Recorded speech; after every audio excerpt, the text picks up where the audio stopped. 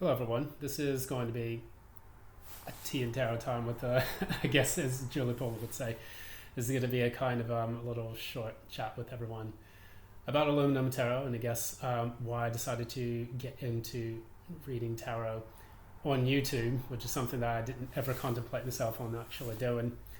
But it seems to be coming along just a little bit, and I wanted to give a little bit of the backstory as to what was taking place as the channel began to progress. It all came during a very difficult time in my life, which I was going through a Uranus in Taurus transit. And what I found throughout this whole period is that I had a life in London where I was sat. I thought I had a really good place to stay in a very posh area of the city. I had a good job where I was pretty much in front of the camera quite a bit, doing journalism for tech. And as time began to progress throughout this whole transitory period, as Uranus began to wreck house and realign everything that was taking place in that Taurian aspect of my life, which I think it was in the 5th house for my natal chart, 6th house for my whole signs chart. What happened is that everything that I thought was a foundation for my stability was being destroyed and realigned. And that oftentimes plays into the theme of what I talk about a lot when it comes to kintsugi medicine, which I'll get into a little bit later.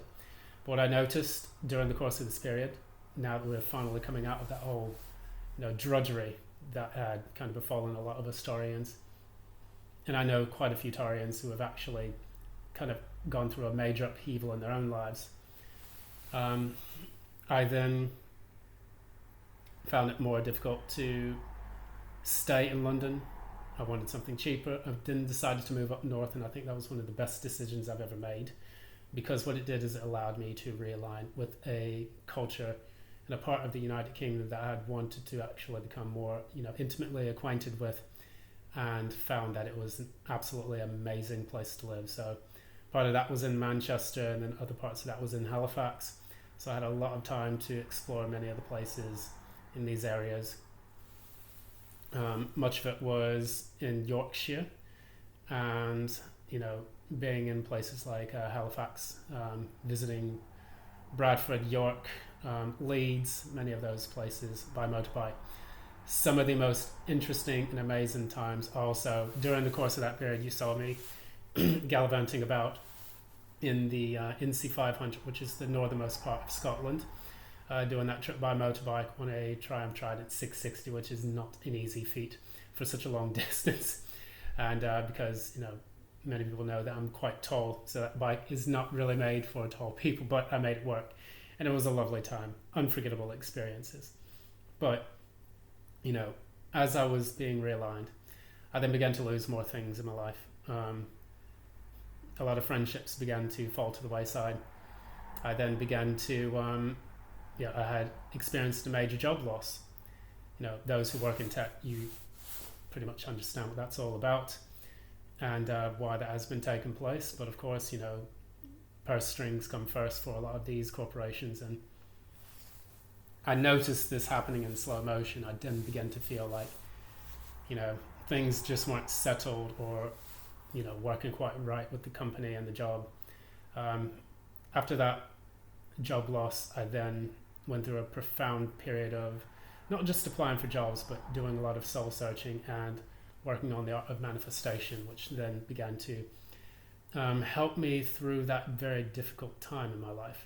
So what I noticed is that upon receiving the news, instead of trying to be negative about everything, I just tried to focus on the positivity as much as possible. And what this did is this helped me to gather my energy and my spiritual wherewithal to get things aligned with what I wanted to manifest first, which was of course a new job and a new place to live, something that would help me to feel more like a home. And during the course of that period, I did have to rely a lot on family and friends, many of them which have to this very day, I always stay humble and grateful for, because without these people's guidance, their assistance and all of that, I would not be the person that I am today. And to those who are, who do get this message, you know who you are. Thank you very much. That period of humility, really did get me, to understand exactly what it was required of me and the position that I needed to take in these manifestations, which then, of course, brought about the second phase, which is the process of applying. Now, anyone who has had to apply for jobs in this current job market and so forth, they know how difficult it is. And when an entire industry begins to die due to the rise of ChatGPT and a lot of metrics-based news reporting, things of that nature, you know that it's very difficult. You have to reinvent yourself. Speaking of the process of reinvention, I am a black moon Lilith at 0 degrees in my natal chart, conjunct my ascendant, meaning that I embody the qualities of Lilith. And this is all about learning how to deal with life and its challenges as you are cast out from the familiar, due to the fact that you want to be seen as an equal and be recognized for your talents and your skills. It is about being a more authentic person. It is about learning how to unapologetically live your life to its fullest, despite the taboos current within society. And I had to do that. So one of the taboos was basically being a vagabond. I was a vagabond for about a year and 3 months, if not longer. And the one thing that I could definitely say was that my best friend at the time was my motorcycle, which I had always ranted about for many, many months, many moons, about how everything that I did in my life revolved around it. And, it was a lot of traveling, a lot of going to places, hanging out there.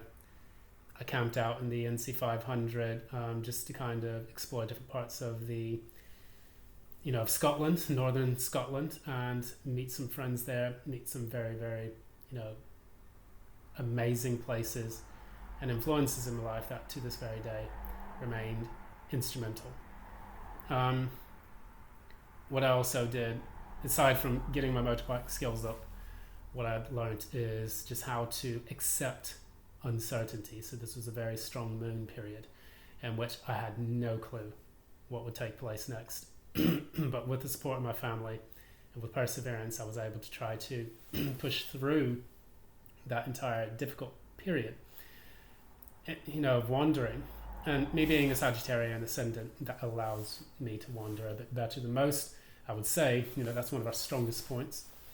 And navigating that darkness, waiting for the light at the end of the tunnel, really prepared me mentally and spiritually for getting myself into a position in which I was able to trust the universe with my life and my cards as well, which of course, I keep these with me at all times. I have travel decks, multiple decks that are stashed around the flat and other things, but I had to get to work. There we go, 8 of Pentacles at the bottom of the deck.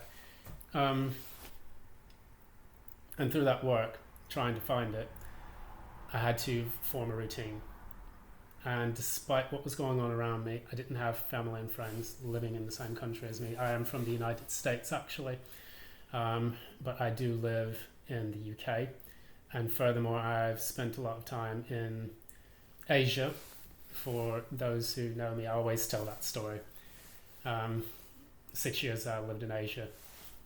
Much of that was visiting Japan, living in South Korea and in China, and getting a chance to learn languages, try some very strange and exotic foods, and visit some strange and exotic places. But what that did, it fueled my wanderlust, but additionally it taught me the discipline in order to manifest the new job into my life. And I had to basically visualize that and trust that with the utmost faith in order to get that to come into the 3D, the reality. So we bring things from heaven to earth, as above, so below, as they would say. And this allows us to take what's within our mind's eye and bring it within our reality. And so the universe does all the heavy lifting for us. That's what I understood. But even more so, we find out that what we want doesn't always happen the way we want it to, but it happens the way we need it to. We do have, this battle with ego, in which we have in our minds what we think is going to take place. The job that I later did finally manifest was something that I didn't think I had the confidence or the capability to receive.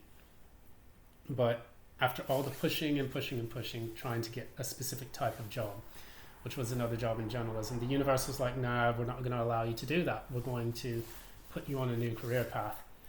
Because you know what journalism is about, you know what your previous experiences what that have been, and whilst those were amazing, eye-opening experiences, and I've met a lot of good colleagues along the way, it was definitely time for something new. I then got into a completely different field, still related to writing, but what it did is it opened up a completely new door of possibilities for me. Pay. I get the chance to just sit in the background instead of being in the limelight, which is, for me, perfectly fine. As you know, even on this channel here, I don't really like to show my face too much. What I like to do is just show the hands, show the cards, and then just read from there. But for me, additionally, it's just like it gave me the stability that I needed, that I had seen in years. And this for me was a monumental milestone that allowed me to feel back at peace and to start building myself from the ground up. The tower moment that had come into my life through the precession of Uranus and Taurus basically cleared the foundation for me to rebuild the tower in a much more stable and solid ground. And so, that's what I understand Uranus and Taurus for, as it proceeded through my 5th or 6th house, depending on which, house signs that you use, like whether that's whole or, I guess I'm trying to remember the other word for it. But basically, I use whole signs, by the way. What this then also taught me was appreciating things in the moment, learning how in the moment that we are able to understand how things work. The tarot cards, all 78 cards within the deck, they work by using the quantum energy that is present within the moment, as there is no time and there is no separation between all energies. As many people would say, we are one. And the quantum field, that is very true. Everything is connected. That's where we get the butterfly effect from. Things that we do here are going to affect things thousands and thousands of miles away on different planets, different ethers. So it's a constant wave and ocean of interaction between our energies, the microcosm, and then the energies of the macrocosm, which then have this interplay between one another as we live our lives, our very short, finite flicker within this whole, eon. What I then learned is that not only trusting 100% in the universe, but also the cards, I saw how those messages then began to manifest and show me and guide me through that process. I think I've been practicing tarot for maybe, decades. And it's been on and off, but most recently it's been pretty solid for the last 5-6 years. And that does come through difficult periods in which we then start to learn how to navigate the meaning of the cards and what kind of messages that they want to show us. So, for example, many people who have started their own tarot channels have had difficult, painful lives, and many of them have shared that with them. I've had my own, and I'm not going to get into the details of that. That'll be for another video for later on. But everyone goes through their stuff, and many of us use that, and we have the choice. That's the Lovers, card number 6 in the Major Arcana. What it teaches us is that we have the choice. We can choose to let that pain consume us, or we can transmute that pain to become a much stronger, more evolved and concise individual. And this is what Carl Jung talks about, the process of integrating the shadow. We have ourselves, we have our shadow, and we integrate that into become an individuated person, which, this is also known in Hegelian dialectics, which you have the abstract, the negative, and the concrete. And when you combine the abstract and the negative, This creates the concrete, the more authentic you, the self, or the new outcome of intellectual discourse. Everything is a dialectic process. We are constantly being reshaped by this, the same way as stone is polished. And what this does is this allows for us to become the person that we choose to be. Now, whether we choose to do that for good or for ill, that's another situation. But it is important for us to keep that in mind. We see that people, why are there so many bad people in the world and doing this and that? It's because it's a choice. It's a personal choice to see how they're going to process that pain and what they choose to do with it. In my particular case, I'm doing my best. I'm trying to transmute that into something more positive, the same way that the Black Moon Lilith would have me become a more authentic individual and human being. And so in doing that, working with manifestations, working with my support systems, I was able to manifest a new job, which I'm always grateful for, manifest a new home in a great part of the UK, and furthermore, take on a series of new friends, and old friends as well, and family, and all the people that I've come to know and love throughout life. They are the stars within my earth, and they do guide me and lead me in ways that I never would have thought possible had this not happened. Do I have regrets? No. If you live with regrets, it's never really a good thing. But one thing I can say is that, would I do it all over again? Probably not. I'm not going to lie to you. It was a very fucking difficult time. But I can say that those lessons that I took with me have made their mark on my spirit for eons to come. And we take those lessons with us to the grave and beyond. And so I guess the last thing I can share with everyone, keep this kind of rambling as short as possible, is that whatever you're going through in your personal life, use that as an instrument to transmute yourself into something better. If you're going through difficulties with people outside of you, externally, whether that's trying to learn how to date, or dealing with difficult family situations, or struggling with extroversion, or trying to interact with people, know that the external really is a reflection of the internal. If you give credence to the external too much, it will run your life. It's about focusing inwards, getting yourself aligned with what you want, and then after that, projecting that into the external, and then watching it shape and reform itself in a malleable way. So that's what the magician is all about, having the 4 elements, using that, what he has there, to create the new life that he wants. And then after the magician, the high priestess, and then the empress comes, because then we go into a receiving position, which is why they are feminine cards. After the first 2, which are the fool, which is the masculine cards, taking that leap of faith, taking the action forward. Also using what we have to manifest the life that we want, and then sitting back and letting that come to us, and the empress becoming more abundant. And then after that, we have the 4th card, which is the high priestess, which is the card number 2, waiting for that stillness to bring about the abundance. And then card number 3, which is the empress, where you do go through that new period of abundance, leading to card number 4, which is the emperor, which things become stable, grounded, and resolute once again. So there's a lot of symbolism we could talk about. I could rant about it all day, but I'm not going to take too much of your time. Whatever you're going through, choose the higher path. It's not expected that we are going to be, having an easy life. And those who demand an easy life I'm not going to say they don't deserve an easy life, but they will struggle with that lesson as to what life really is about. It is about learning lessons through our interactions with the universe itself, the microcosm, the macrocosm.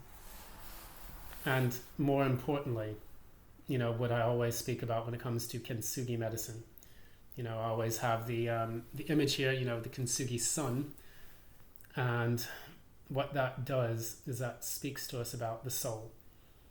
and how the soul is broken into a million pieces so that it can be reborn again, stronger, better, and with a lot more value. For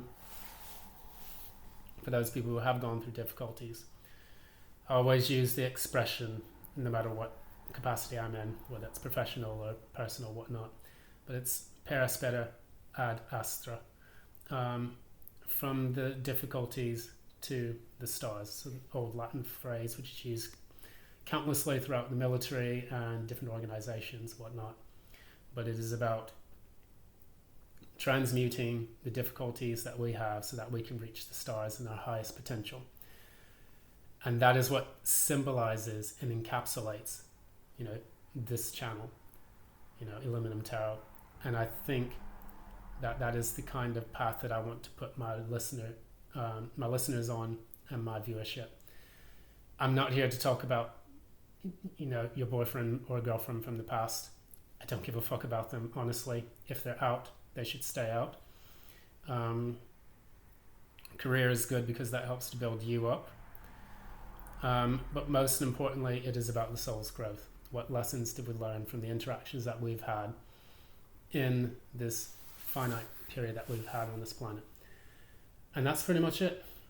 I want to thank you so much for joining for today. Please support the channel whenever you can, and give a like, share, subscribe, ding that notification bell so that you don't miss any updates from future postings. And additionally, I hope that there has been something of use in this absolute waffling that I've had today. I just felt compelled to get on the camera and say my piece. The last 2 years have been an absolute bittersweet ball ache, as I like to call it. But it has been, nevertheless, an adventure that I'll never forget. Thanks for being a part of that. And until next time, love and light.